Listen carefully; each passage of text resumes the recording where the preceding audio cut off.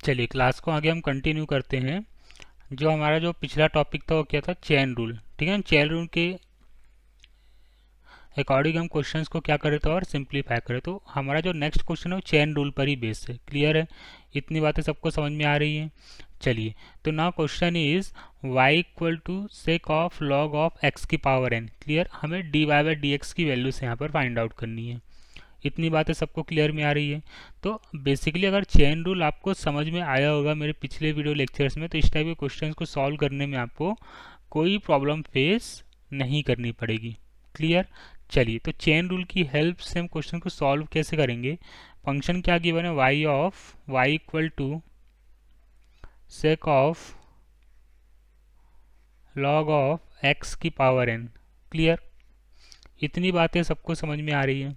चलिए, अब बेसिकली अगर सेक के अंदर जो ये पूरा फंक्शन लिखा हुआ है, अगर इसको मैं x अज्यूम करके चलूँ कि ये मेरा x लिखा हो, तो बेसिकली अगर मैं रीड करना चाहूँ तो फंक्शन क्या रीड करूँगा, सेक x। क्लियर है, इतनी बात समझ में आ रही है सबको। चलिए, तो मैं इसका डिफ्रेंशिएशन करता हूँ। ठीक है ना, गौर से देखना। तो D Y by D X कितना निकल के आया। अच्छा, सेक एक्स का जो डिफ्रेंशिएशन होता है आपका D upon D X sec X. Sec X का जो डिफ्रेंशिएशन होता है आपका क्या होता है, sec X into tan X. Clear. चलिए, तो सेक एक्स का डिफ्रेंशिएशन कितना आ गया यहाँ पर, हम इसको ऐसे लिख सकते हैं डी अपॉन डी एक्स, क्या आपके पास लिखा हुआ है, sec of log of X to the power N. इतनी बातें सबको क्लियर आई। चलिए, तो D Y by D X हमारे पास कितना आ गया यहाँ पर। चलिए, सेक और इस पूरे को हमने क्या जूम करके चल रहा है बेटा, ये हमारा एक्स है। इतनी बात आई समझ में।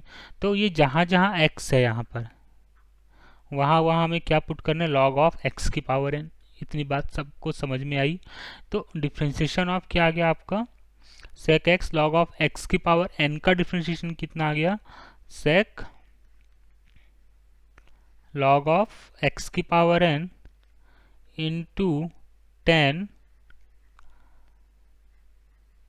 लॉग ऑफ एक्स की पावर एन। इतनी बातें सबको क्लियर आई। ये तो हमने किसका डिफ्रेंशिएशन किया अभी, सेक का किया है। क्लियर। अब सेक के अंदर फंक्शन क्या लिखा हुआ है, सेक के अंदर फंक्शन है हमारे लॉग ऑफ एक्स की पावर एन।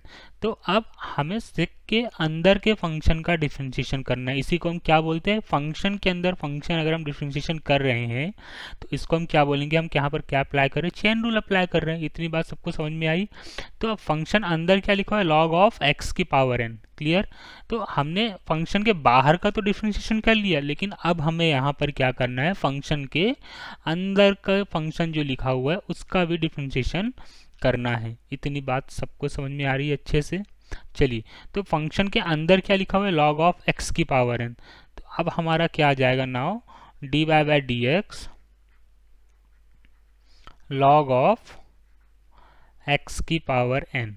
इतनी बात समझ में आई सबको कि नहीं आई, पक्का कॉन्सेप्ट तो क्लियर हो रहा है ना यहाँ पर सबको। चेन रूल हम अप्लाई कैसे कर रहे हैं।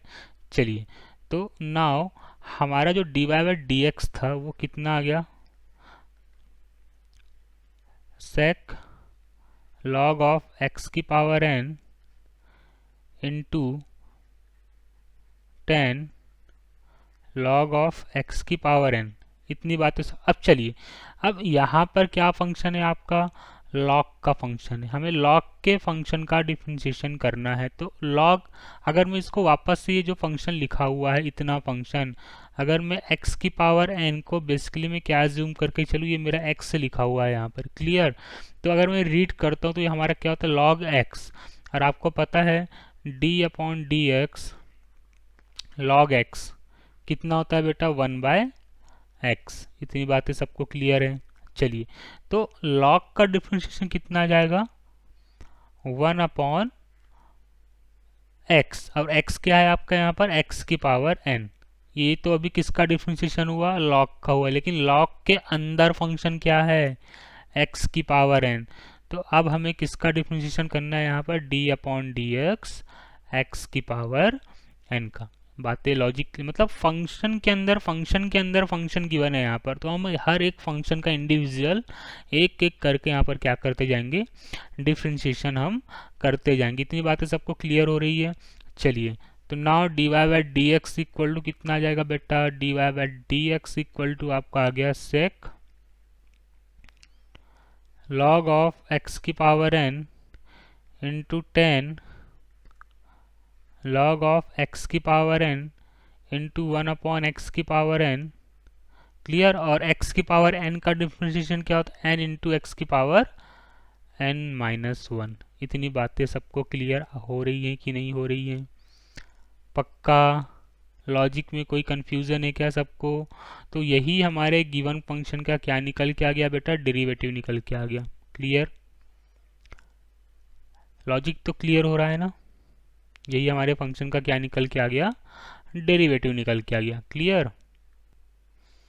ठीक है, यही हमारे फंक्शन का क्या निकल के आ गया, डेरिवेटिव निकल गया। अगर मैं इस फंक्शन को थोड़ा सा और सिंप्लीफाई करना चाहूँ, इस गिवन फंक्शन को मैं जो डेरिवेटिव निकल के आया है, अगर हम उसको और सिंप्लीफाई करना चाहे तो हम सिंप्लीफाई कैसे करेंगे? देखो, तो D Y by D x equal to sec of log of x की power n into 10 of log of x की पावर n इंटू 1/x की पावर n।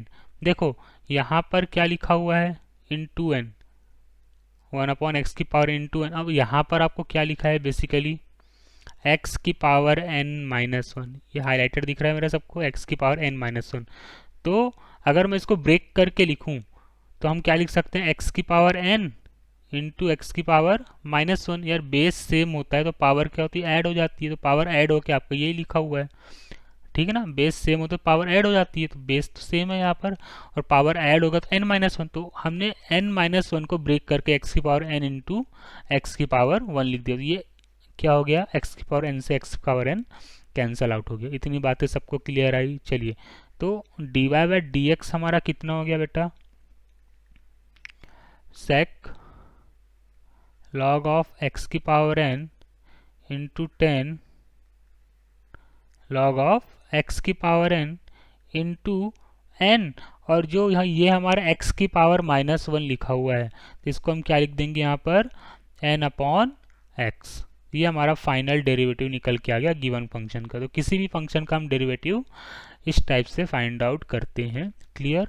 मतलब फंक्शन के अंदर फंक्शन है, तो हर एक फंक्शन को आप इंडिविजुअल मल्टीप्लाई करके उसका डेरिवेटिव फाइंड आउट करते जाओ, जब तक पूरे फंक्शन का आप डेरिवेटिव नहीं फाइंड आउट कर लेते हो। तो इसी को हम क्या बोलते हैं, ये हमारा क्या है, चेन रूल है।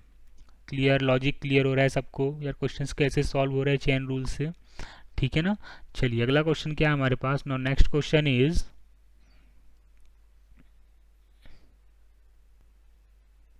चलिए नेक्स्ट क्वेश्चन क्या है हमारे पास। Now next question is y equal to log of 10 of pi by 4 plus x by 2। Clear? और आपको d Y by D x find out करना है। मतलब log x है, log x के अंदर फंक्शन क्या है, 10 है, और 10 के अंदर एक और फंक्शन है आपके पास ये है। तो मतलब आपको हर एक इंडिविजुअली फंक्शन को आपको क्या करना है, यहाँ पर डिफ्रेंशिएट करके सॉल्व करना है। और क्या अप्लाई करना है आपको, चेन रूल अप्लाई करना है। इतनी लॉजिक बड़ी बातें सबको क्लियर हो रही हैं? चलिए, तो सोल्यूशन क्या लिखेंगे। चलिए, y इक्वल टू क्या लिखा हुआ है आपके पास, log of 10 of pi by 4 plus x by 2। ठीक है ना? अब हम क्या करेंगे, गिवन फंक्शन का क्या निकालेंगे, डेरिवेटिव निकालेंगे। ठीक है ना?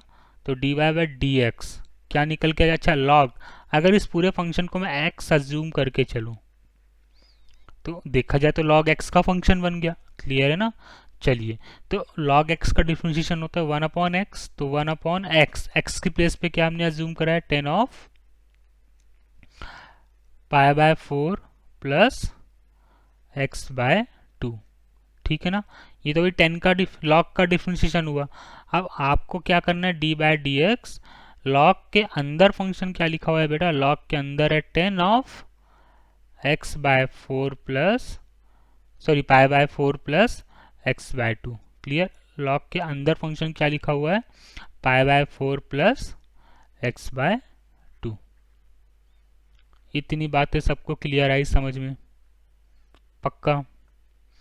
चलिए, तो now dy/dx equal to 1/10 of π/4 plus x/2 into, चलिए 10x।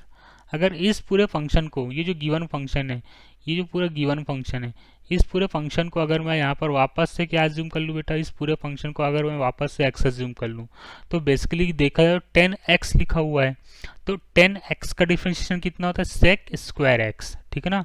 तो 10x का डिफ्रेंशिएशन कितना आ जाएगा, सेक स्क्वायर x, और x की प्लेस पे हम क्या लिखेंगे बेटा, π/4 प्लस x/2। इतनी बातें सबको क्लियर आई। चलिए, ये तो 10 का डिफ्रेंशिएशन हुआ। अब 10 के अंदर फंक्शन क्या लिखा हुआ है यहाँ पर ना, 10 के अंदर फंक्शन क्या लिखा हुआ है, π/4 प्लस x/2। तो हमें अलग से डिफ्रेंशिएशन किसका करना पड़ेगा, π/4 प्लस x/2 का। इतनी बातें सबको क्लियर आ रही। फंक्शन के अंदर फंक्शन चल रहा है यहाँ पर, तो हम हर एक फंक्शन का इंडिविजुअल क्या कर रहे हैं यहाँ पर, डिफ्रेंशिएशन, उसका डेरिवेटिव परफॉर्म कर रहे हैं। क्लियर है?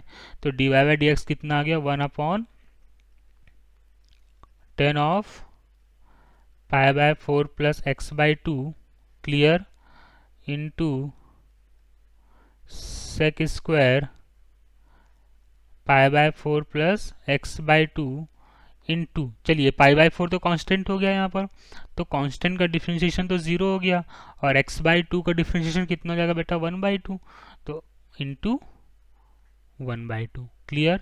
तो सिंप्लीफायर अगर हम करें इसको, तो क्या आएगा आपके पास, dy/dx। Now dy/dx equal to, अच्छा 10 को हम क्या लिख देंगे बताओ, 10 को लिख देंगे cos π/4 plus x/2 divide by sine π/4 plus x/2। क्यों? क्योंकि टेन थीटा क्या होता है, sine theta upon cos theta. Cos क्या हो गया, ऊपर चला गया, तो cos π/4 plus x/2 divide by sine of π/4 plus x/2। अच्छा, सेक को हम क्या लिख सकते हैं, 1/cos स्क्वायर π/4 प्लस x/2। अरे लॉजिक तो क्लियर हो रहा है ना सबको, ठीक है ना। और ये 1/2 है, तो 1/2 को मैंने क्या लिख लिया यहाँ पर, फ्रंट में लिख लिया। क्लियर? अब क्या होगा, ये जो आपका फंक्शन लिखा हुआ है, ये cos π/4 प्लस x/2 से cos π/4 x/2 यहाँ से कैंसिल आउट हो जाएगा।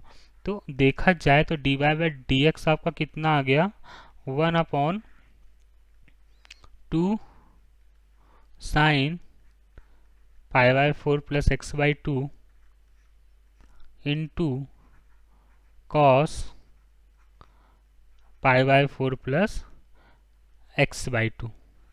क्लियर? चलिए, अब इसको रीड करके कोई फॉर्मूला अज्यूम हो रहा है क्या, 2 साइन थीटा कॉस थीटा।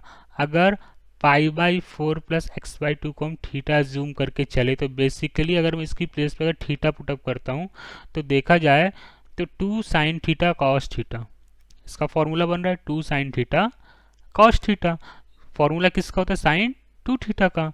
तो इसको हमने जब सिंप्लीफाई किया, तो dy/dx कितना आ गया, 1/साइन ऑफ 2 थीटा। तो 2 इंटू थीटा कितना है आपके पास, π/4 प्लस x/2। क्लियर? इतनी लॉजिक भरी बातें सबको क्लियर आ रही है। अब 2 का अंदर क्या कर देंगे हम, मल्टीप्लाई। तो फाइनल आंसर क्या निकल के आएगा, dy/dx इक्वल टू 1/साइन ऑफ π/2 प्लस x। क्लियर? और 1/π/2 प्लस x मतलब sine 90 plus theta, sine 90 plus theta क्या होता है, कॉस थीटा।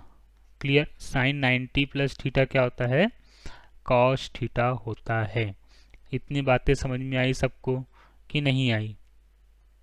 क्लियर? चलिए, ठीक है ना। तो साइन 90 प्लस थीटा कितना होता है, कॉस थीटा।